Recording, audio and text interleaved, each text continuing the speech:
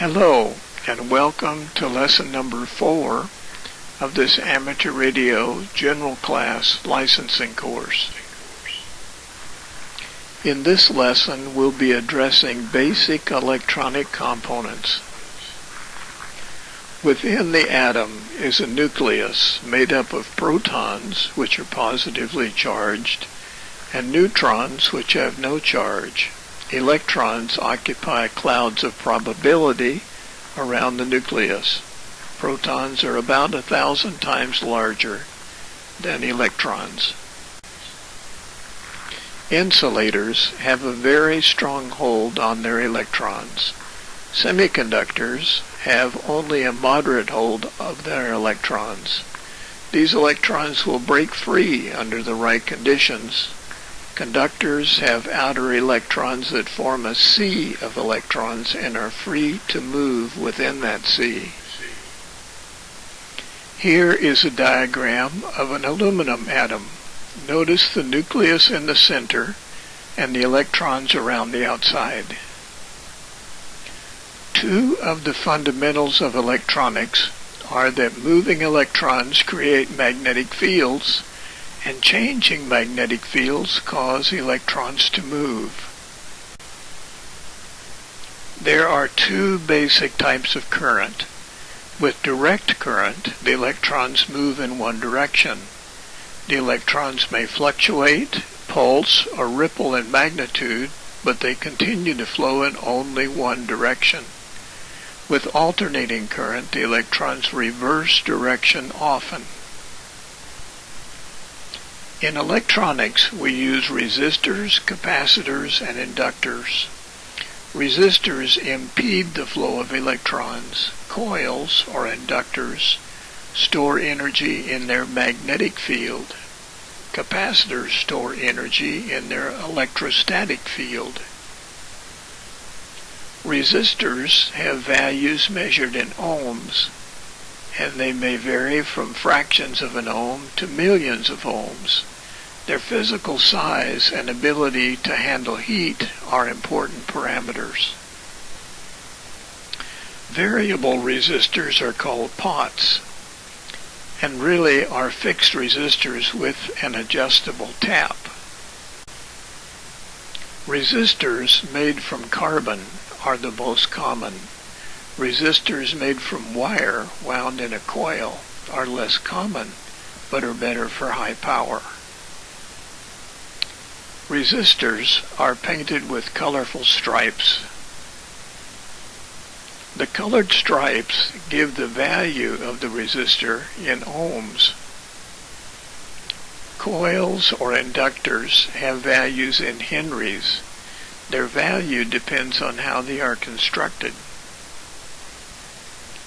Here are some pictures of a couple of styles of coils. Capacitor values are measured in farads. Values depend on surface area, space between the plates, and dielectric or insulating materials. Now let's take a look at components in series or parallel. This diagram shows two resistors in series. There is only one path for the electrons to take. For resistors in series, the total equivalent resistance is the sum of the resistors in series. For resistors in parallel, there is more than one path for the electrons to take. This is the formula to calculate the equivalent resistance for resistors in parallel. Notice the simplified version for two resistors in parallel. This circuit is a mixture of series and parallel resistors.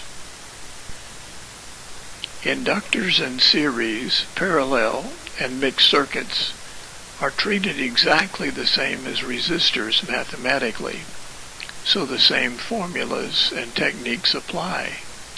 Capacitors, on the other hand, are exactly opposite mathematically.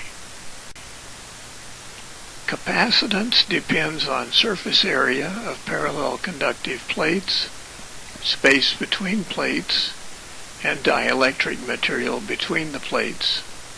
The math for finding the equivalent capacitance is opposite from the main of resistors.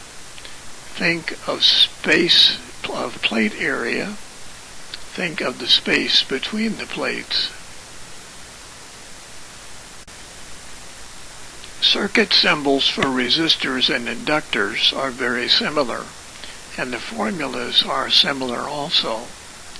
The symbol for a capacitor is different, and so are the formulas used for capacitors. When capacitors are connected in parallel, the top plates are connected together, and the bottom plates are connected together. This gives greater surface area, which therefore means greater capacitance. The equivalent total capacitance of capacitors in parallel is the sum of all the individual capacitor values. When capacitors are connected in series, they are treated like resistors in parallel. Here is the formula for calculating equivalent capacitance of capacitors in series. Does it look familiar? Capacitors in parallel add together. Capacitors in series are fractional. Here is a suggestion. Learn one set of formulas, say for resistance, and remember that inductors are the same as resistors, and capacitors are the opposite mathematically of resistors. Our next subject is transformers and impedance. By way of review, there are two types of current, AC and DC. There are two fundamental principles. Moving electrons create magnetic fields. Moving or changing magnetic fields cause electrons to move. Let's talk about the AC wave vocabulary. There's amplitude versus time. There's peak-to-peak value. There is the peak value, the RMS value, and one cycle. A coil of wire is an inductor. It stores energy in a magnetic field. The value of the inductance depends on the number of turns, the spacing of the turns, the size of the wire, and the material of the core. A transformer consists of two inductors which are parallel and close together. The iron core facilitates the transfer of energy from one side to the other. There are two basic functions performed by a transformer. One is voltage transformation, and the other is impedance transformation. Magnetic fields link the primary and secondary windings. The ratio of the number of turns in the primary and secondary determines the voltage change. For instance, a transformer can step up or increase the voltage, or it can step down or decrease the voltage output. If you have twice as many turns on the secondary winding as the primary, then you will have twice the voltage on the secondary. Resistance is the opposition to the flow of current. Resistance to the flow of AC is called reactance. Resistors react the same for both AC or DC. Impedance is the opposition to the flow of AC current. It includes both components of opposition, resistance, and reactance.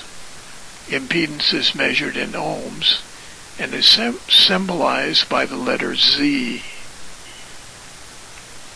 If there is an impedance mismatch between the source and the load, there will not be maximum transfer of power or energy. That is, speakers, which are generally 8 ohms impedance, operate most efficiently if connected to an 8-ohm impedance amplifier. Transformers serve to transform or match the impedance between the source and the load. Resistance is one of the fundamental components of electricity. It inhibits the flow of electrons. Inductors and capacitors react differently under DC and AC conditions. Inductors offer zero resistance in the DC environment. Capacitors offer infinite resistance in the DC environment. They react quite differently in an AC environment. The resistance to electron flow in an AC environment offered by inductors and capacitors is called reactance. Here is a plot of voltage and current versus time for a capacitor. When DC voltage is first applied to a capacitor, it takes a while for charge to build up on the plates. As the charge on the capacitor builds up, the voltage across it builds up. As the charge builds up, the current flow through it decreases. As the capacitors accept a charge, there is an opposing voltage in the capacitor. Therefore, capacitors in an AC environment oppose a change in voltage. Capacitors block DC, resist low-frequency AC, and pass high-frequency AC. Also, the voltage lags behind the current in a capacitor. At time 0, when the voltage is first applied, current is very high because electrons are rushing in. Voltage is 0. The capacitor looks like a short circuit. At some later time, the voltage after the voltage is applied, current is 0. The capacitor will accept no more electrons. Voltage is high. The capacitor is fully charged. Capacitors have more reactance at lower frequencies. The reactance decreases as frequency increases. The relationship between frequency and capacitive reactance is not linear.